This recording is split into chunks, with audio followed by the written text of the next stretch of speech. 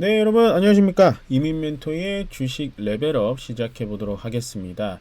일단 주말 사이에 좀 많이 안타까운 소식이 있었죠. 좀 많이 마음이 좀 안 좋은 소식이 있는데 그 관련된 분들께는 정말 심심한 위로의 말씀을 좀 전해드리고 싶고요.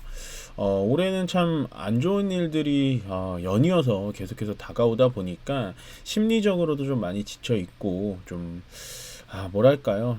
더 이상은 좀, 이런 일들이 좀 안 일어났으면 좋겠는데, 너무나 좀 일이 크다 보니까 상당히 좀 경건한 마음을 좀 가져야 되지 않을까라는 생각에 들어서 일단은 본 방송 시작하기 전에 좀 말씀을 전해드리고 싶었고, 지금 뭐 상황은 뭐 정확하게 알 수는 없지만 상황 처리가 좀 빨리 됐으면 좋겠고요. 어쨌든 유가족 여러분들께 정말 심심한 위로의 말씀을 전해드리도록 하겠습니다. 네, 일단은 전주죠. 전주에 이제 미국장이 어떻게 좀 흘러갔냐라고 본다면 미국장은 뭐 산타랠리가 끝났다라고 얘기를 하는 뭐 그런 집단들도 많은데 뭐 그렇지는 않은 것 같고요. 그냥 많이 올라간 거에 대비해서 그냥 어느 정도 조정을 좀 받아줬다. 그 중에서 이제 테슬라의 이제 인도량, 중국 인도량이라고 하죠. 중국에다 파는 인도량, 테슬라의 차량 자체가 조금 적게 나올 수도 있지 않을까, 막 이런 예측치가 나오면서 테슬라가 좀 많이 떨어지긴 했는데 그래도 뭐 400달러 이상 자리에서 계속해서 있으니까 뭐 크게 지금 미국장을 걱정할 만한 때는 우리는 아닌 것 같아요. 보시면 미국장으로 좀 넘어가자면 미국장으로 좀 넘어가 볼게요. 이게 이제 나스닥인데 나스닥은 뭐 많이 떨어진다 해도 전체적으로 보시면 이런 오름 추세가 아직 끝나지 않았다라는 거는 정확하게 나와 있고요. 제가 이제 한 가지 걱정되는 거는 뭐냐면은 지금 뭐 비트코인과 미국장으로 넘어가는 분들이 많은 것 같아요. 실제적으로 뭐 나스닥에 지금 아이온큐라는 종목이 있는데 S&P 500이죠. 아이온큐라는 종목이 있는데 그 종목을 지금 우리나라 서학겜이라고 불리죠. 서학겜이라고 불리는 분들이 30% 이상 가지고 있다.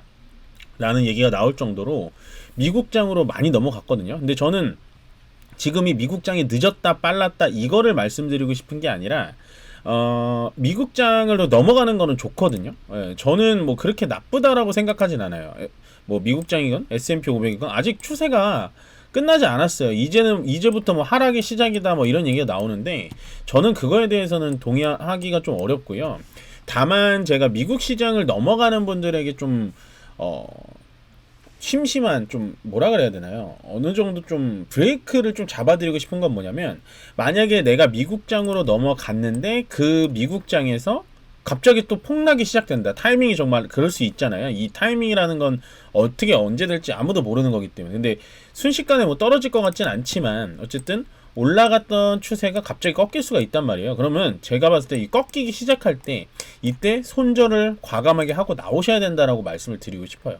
그러니까 미국장을 넘어가는 것까지는 저는 오케이입니다. 왜냐하면 우리나라 시장보다 강한 건 맞기 때문에 넘어가라고 독려를 하는 건 아니고 넘어가셨는데 거기서도 갑자기 추세가 좀 꺾이네 싶은 순간에는 무조건 손절을 해야 돼요. 그러니까 제가 올해 2024년도의 시장을 이렇게 보면서 느꼈던 건 뭐냐면 우리 이제 개인 투자자님들의 투자 방법이 약간은 좀 반대 성향이 좀 많지 않을까라는 생각이 좀 들어요. 그 말이 뭐냐면, 우리는 손절을 할 때 좀 빨리 손절이 나가야 되거든요. 그러니까 심지어 손절이 한 마이너스 10% 정도 나더라도 빠르게 좀 손절을 치고 나가야 돼요. 사실은. 근데 우리는 좀 반대로 합니다. 저 같은 경우에는 마이너스 10% 나면 그냥 손절 치거든요. 손절 쳐서 다른 종목으로 메꿀 좀 다시 방안을 좀 찾는데 우리는 마이너스 10%면 그냥 이제부터는 거의 묵은지처럼 기다려요. 언젠가 올라오겠지 하고 기다리고 오히려 반대로 여기서 이제 플러스 한 3% 정도 된다. 어떤 종목이 내가 이제 이런 종목 가지고 있다가 한두 종목 플러스 3% 정도 가지고 있다라고 판단되면 이거 언제 팔지 이걸부터 고민해요. 예, 사실은 이 종목이 위쪽으로 더 가서 플러스 10%까지 만들 수 있고 플러스 15%까지 만들 수 있는데 여기서 우리는 언제 팔지 고민을 하고 이걸 언제 자를지 고민을 안 한다는 거예요. 그래서 제가 2024년도를 복귀를 하면서 생각을 해봤는데 우리는 딱 보시면요. 요런 식으로 2020년도부터 2021년도 요렇게 뭐 너도 나도 다 오르는 장에서는 정말 쉬웠어요. 예. 그러다가 요게 요렇게 꺾일 때는 뭐 어렵고 쉽고도 그 구분을 못했어요. 왜냐면 이때 코로나 때 이제 아무것도 모르시는 분들이 너무 많이 들어왔기 때문에 22년도 23년도까지 이렇게 주구장창 이렇게 밑으로 떨어질 때는 뭐 어떻게 대응해야 되는지 조차를 몰랐습니다. 그러다가 2024년도를 들어왔어요. 2024년도만 볼게요. 2024년도 초반에 들어왔을 때는 시장 분위기가 나쁘지 않았거든요. 나쁘지 않다가 갑자기 여기서 이제 한 7, 8월 달부터는 한 번도 올라간 달이 없어요. 예, 여기 보시면 월봉으로 볼게요. 요걸 말씀드리고 싶은 거거든요. 요게 이제 월봉인데 2024년도 초반에는 좋았단 말이에요. 그런데 여기 딱 7월을 기점으로 지금 보시죠. 보이시죠? 7, 8, 9, 10, 11, 12. 예, 하나, 둘, 셋, 넷, 다요. 6월. 6개월 음봉이 나왔던 이런 시절이 나왔습니다. 근데 사실은요, 2024년도 초반부터 6월달, 7월달까지는 누가 수익이 났니, 안 났니, 이건 중요하지 않아요. 중요하지 않습니다. 이거는 웬만한 사람이면 여기서는 수익을 좀 낼 수가 있단 말이에요. 여기서는. 근데 제가 늘 말씀드리는 요렇게 계속해서 떨어지는 장에서 수익을 낼 때 가장 중요한 게 뭐냐? 손절이 가장 중요합니다. 예. 제가 왜 이거를 2024년도 마지막 거래일날 요거를 좀 짚어드리냐면 좀 요거는 느끼고 가셨으면 좋겠어요. 왜냐면 우리가 요 자리에서 지금 물려있던 애들이 지금 12월까지 끌고 오니까 엄청나게 마이너스 손실이 많으실 거예요. 보통 마이너스 15%? 예, 아니면 마이너스 뭐 25%? 이 정도 되실 거란 말이에요. 그러면 얘네들이 만약에 내년까지 가지고 간다라고 해서 플러스 마이너스 15%, 마이너스 25%가 단번에 이게 또 내 본전까지 이렇게 올라올 거냐 라는 확률을 따져본다면 그 확률은 되게 낮죠, 여러분들. 근데 가만히 생각을 해보면 여기서 떨어질 때 마이너스 10% 자리에서 그냥 손절을 쳐버렸단 말이에요. 예를 들어서 손절을 쳐가지고 지금 뭐 요즘에 잘 나가는 양자 컴퓨팅은 아니고 요즘 잘 나가는 뭐 조선이라든지 아니면 뭐 게임이라든지 엔터라든지 뭐 이런 종목으로 갈아탔다면, 예, 갈아탔다면 조금은 다른 계좌의 상태가 되지 않았을까요? 물론 마이너스 10%를 손절을 칠 때는 뼈 아프겠죠. 그렇다고 기다린다고 해서 얘가 플러스로 전환되지 않은 섹터다 라고 하면 그거를 지금 마이너스 15%, 마이너스 20%, 25%까지 가져갈 게 아니라 여기서 손실을 확정시킨 다음에 그냥 다른 섹터로 타서 플러스 5%까지도 나올 수가 있는 시장이었다는 얘기죠. 주도 섹터를 탔다면. 그래서 이번 시장이 정말 어렵기도 어렵지만 좀 많은 거를 느끼셨으면 좋겠다라는 생각을 했어요. 오늘은 뭐 어떤 말씀을 드릴까 고민을 좀 많이 했거든요. 좀 무겁기도 하고 그 다음에 뭐 시장도 어차피 마지막 거래일이기 때문에 오늘은 크게 의미는 없습니다. 여러분들 보시면 크게 의미가 없다라는 건 바로 이 수급에서 나오고 있죠.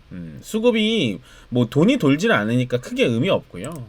그래서 뭐 많이 의미가 있다고 생각은 안 하셨으면 좋겠어요. 근데 제가 이제 교육시켜 드리고 싶은 건 뭐냐, 시장이 올라갈 때는 아무도 누가 수익이 났던 뭐든 필요 없습니다. 누구나 다 수익이 나니까요. 오늘 이번 연도 상반기와 하반기만 그냥 딱 비교를 해보자면 요렇게 비교를 딱 해보면 상반기에는 분위기가 다 좋았단 말이에요. 예, 상반기에는. 예. 저도 같이 리딩을 했지만 상반기 때는 그냥 뭐 그렇게 어렵진 않았어요. 근데 요 딱 여름 넘어가서부터는 정말 이게 난이도가 엄청 높아졌거든요. 근데 이때 사실은 저도 그 모든 게 수익이 날 수는 없잖아요. 손절을 되게 많이 시켰어요. 회원분들을. 예, 회원분들을 요새도 손절을 시키고 있고 손절을 많이 시킵니다. 저는 일부러. 근데 사실은 이 그 리딩이라는 게 손절을 하면은 되게 싫어하시거든요. 근데 저는 그거를 버틸 수 있는 분들과 같이 가는 게 좋아요. 왜냐면 그게 제 매매 스타일이니까. 예, 저는 물론 대형주 내가 믿을 수 있는 테마인데 지금 좀 꺾였다? 라고 하면 좀 버틸 수는 있겠지만 얘가 좀 시장에 지금 인기가 좀 왔다가 다시 없어졌네? 아, 좀 시간 걸리겠는데? 하면 바로 자릅니다. 사실은. 예, 바로 다른 종목으로 또 해서 물론 뭐 바로 갈아탄다고 해서 그런 종목들이 뭐 갑자기 또 올라가거나 하지는 않지만 제가 이제 2024년도를 결산을 지금 시켜드리면서 말씀드리고 싶은 건 딱 하나입니다. 손절을 할 수 있을 때 하자. 그러니까 정말 이 시장에서 오래 버틴 사람하고 오래 못 버티는 사람의 큰 차이는 저는 손절이라고 생각해요. 저는 가장 좀 맞지 않는다라고 하는 말이 뭐냐면 팔기 전까지는 손절이 아니다라는 말을 하는 사람들도 많은데 틀린 말은 아니죠. 틀린 말은 아닌데 실제로 근데 그거는 그냥 현실 회피밖에 안 되는 것 같아요. 예, 손절이라는 걸 과감하게 진행을 해야 다음에 어느 섹터에 내가 도전해 볼 수 있는 이런 받침대를 만들 수가 있는 거거든요. 예. 생각나요. 왜냐면 여기서 손절을 못하면 현금이 여기에 묶여 있는 거잖아요. 예, 그렇지 않으면 나는 새로운 받침대, 그러니까 지금 뭐 예를 들어서입니다. 양자 컴퓨팅이라든지 보안주, 뭐 사이버주, AI주, 우주항공 이런 것들이 가는데 나는 옛날에 뭐 2차 전지를 가지고 있다든지 아니면 또 뭐가 있을까요? 뭐 반도체를 가지고 있다든지 아니면 화학을 갖고 있었어요. 그럼 얘네를 지금 그냥 갖고 있는다고 해서 내년에 드라마틱하게 올라갈 수 있겠냐라는 걸 따져봐야 된다는 거죠. 제 생각에는. 화학 같은 거는 솔직히 좀 답이 없겠죠. 예, 많이 답이 없겠죠. 그나마 2차전지 반도체는 화학보다 낫겠지만, 그냥 예를 들어서지만, 어쨌든 요즘에 지금 한창 가고 있던 애들, 뭐 우주, 방산, 뭐 게임, 뭐 이런 애들로 갈아탈 수 있는 습관을 좀 들이셔라. 저는 2024년도를 마무리하는 오늘이지만 그 얘기를 꼭 한번 전달을 해드리고 싶었고, 좀 고민을 많이 하고 들어왔는데, 손절이 정말 어렵습니다. 저도 되게 많이 어려웠던 부분이 이 손절을 아직도 많이 터득하진 못했어요. 왜냐면 후회도 많이 남고, 만약에 손절했다가 내일 또 올라가면 어떡하지? 막 이런 생각도 되게 많이 하는데, 그런 거를 냉철하게 판단해서 빠르게 손절을 할 수 있는 게 이 시장에 남는 방법입니다. 다만 손절의 나만의 기준은 가져가야 되는 거죠. 예를 들어서 내가 삼성전자를 갖고 있는데 이런 거 손절할 필요가 있을까요?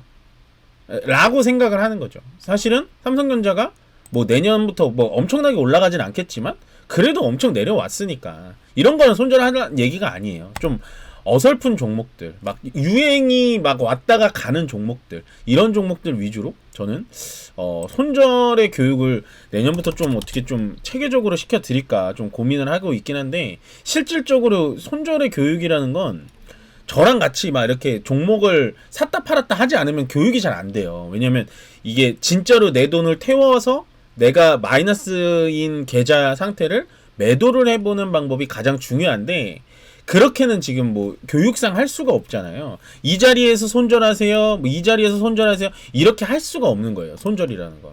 예, 그때 분위기에 따라서 오늘 이거 좀 약한데? 하면서 좀 더 강한 쪽으로 좀 매집을 시켜주는 그런 포인트가 필요한데, 그런 건 좀 쉽지가 않다. 그래서 저도 좀 많이 고민을 해보겠습니다. 오늘 코스피는 양봉으로 끝나주면 좋습니다. 예, 그래도 의미가 좀 있죠. 일봉상 양봉으로 끝나주면 좋고요. 코스피는 움직임 없어요. 예, 오늘은 전체적으로 코스피는 그냥 요 상태에서 끝나줬으면 좋겠습니다. 지금 현재 시간이 한 3시 18분 정도 지나가고 있는데 양봉으로 이런 식으로 끝날 것 같다라는 생각이 들고, 코스닥이 굉장히 강하죠. 코스닥이 굉장히 강한데, 강한 이유는 하나입니다. 외국인이 2,500억 정도 매수가 들어오고 있어요. 말일인데도 불구하고 2,500억 들어오고 있고, 제가 외국인들이 이런 식으로 들어오는 게 좀 의미가 있다라고 생각되는 게 뭐냐면, 일단 원달러 환율 요거 보이시죠? 오늘도 또 강하게 지금 쳐주고 있는데 강제로 지금 누르고 있는 거 보이세요? 강제로 누르고 있는 거. 예, 오늘도 아침에 이렇게 팡 하고 튀었다가 다시 이제 아마 정부 개입이 있는 것 같아요. 눌렀다가 다시 한번 또 올라오고 있거든요. 근데 원달러 환율이 이렇게 높아져 있는 상황에도 그래도 외국인들의 수급이 좀 어느 정도 들어왔다. 그 중에서도 코스닥에서 좀 들어왔다. 그럼 코스닥에 어느 애들이 좀 올라갔냐 본다면, 뭐 2차전지도 좀 좋긴 했는데요. 오늘은 제가 봤을 때는 제약바이오 쪽에 좋습니다. 알테오젠, 뭐 HLB 뭐 이런 거 괜찮고요. 그 다음에 뭐 엔켄 같은 건 뭐 그렇고, 삼천당 제약도 오늘 올라갔고, 셀트리온 제약도 괜찮고, 코롱 티슈진 같은 종목들, 뭐 의료 AI 쪽에 루닛, ST팜 뭐 요 정도. 그 다음에 케어젠도 요즘에 움직임 좋죠. 케어젠 같은 종목도 요즘 바닥에서 보시면 유심히 보고 있던 종목이었는데 바닥에서 많이 올라왔죠. 여기 매물대까지 뚫었기 때문에 이런 종목들은 또 위쪽으로 한 단계 레벨업이 지금 한 28,000원, 29,000원 라인 뚫으면 레벨업이 또 될 수 있는 종목이지 않을까라는 생각으로 좀 언급을 좀 드렸고, 어쨌든 오늘은 좀 제약바이오 쪽에서 수급이 좀 많이 들어왔다. 그래서 코스닥 쪽이 좀 강한데, 이 강한 흐름이 지금 2025년도 1월 달에 좀 이어질 것인가라고 한다면 그거는 좀 지켜봐야 될 것 같아요. 지금은 단순히 어떻게 된다 안 된다라고 말씀드리긴 좀 어렵고, 2025년도 들어와서 지금은 뭐 미국장이건 우리장이건 외국인이건 뭐 주요 투자자건 수급이 없는 상태니까 의미는 없고요. 뭐 이걸 분석한다는 건 의미는 없고, 2025년도에 시장이 열리면서 외국인들의 수급이 어느 형태로 좀 일어나는지 그거를 가장 중요시 보셔야 된다. 그러니까 다가오는 25년도를 준비하시고요. 오늘 장은 뭐 크게 의미 없고 제약바이오 이제 가니까 또 가는 거 아니야? 이렇게 하는 건 착각이시다. 그냥 크게 의미 없이 2025년도를 좀 충실하게 준비하는 오늘 하루가 되셨으면 좋을 것 같습니다. 일단은 내일장은 휴장이고요. 다들 아시다시피 휴장이고, 뭐 1월 1일도 연휴니까 휴장이고요. 1월 2일날 이제 2025년도 새로운 신규 개장 첫 거래일인데, 그날도 9시 개장은 아닙니다, 여러분들. 9시 개장은 아니고 10시 개장이에요. 10시 개장이니까 꼭 기억해 주시고요. 그날 제가 마켓나우, 이데일리 마켓나우에 출연을 하는데 10시 개장이니까 제가 9시 50분에 출연하니까요. 평소에 8시 50분에 이제 저를 기다리셨던 분들은 그날은 개장이 하루 1시간 정도 연기돼서 진행이 되니까 9시 50분에 여러분들 마켓나우에서 뵙도록 하고요. 정말 2024년도 고생 너무 많으셨습니다. 고생 많으셨고, 정말 2025년도에는 시장이 어느 정도 좀 안정을 좀 찾아주고, 그 다음에 이제 주말에 일어났었던 그런 가슴 아픈, 좀 인명사고가 너무 많이 나서 좀 말할 때마다 좀 떨리긴 하는데, 어쨌든 그런 일들이 좀 안 일어났으면 좋겠어요. 뭐 그런 일들도 그렇고, 어쨌든 전체적인 정치적인 부분에서도 좀 안정감을 좀 찾아갔으면 좋겠다라고 생각이 들면서 오늘 레벨업은 여기서 마무리 짓도록 하고요. 많은 분들, 정말 구독자분들 새해 복 많이 받으시고요. 25년도에 또 밝은 얼굴로 뵙도록 하겠습니다. 고맙습니다.